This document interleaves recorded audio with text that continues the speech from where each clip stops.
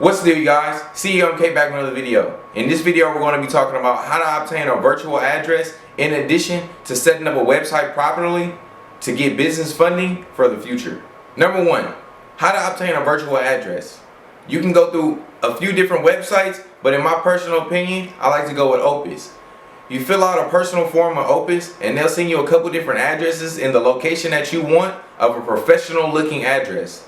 You can also use the facility for conducting meetings, housing information, and or mail purposes. Number two is building out a website. You can use plenty of templates online.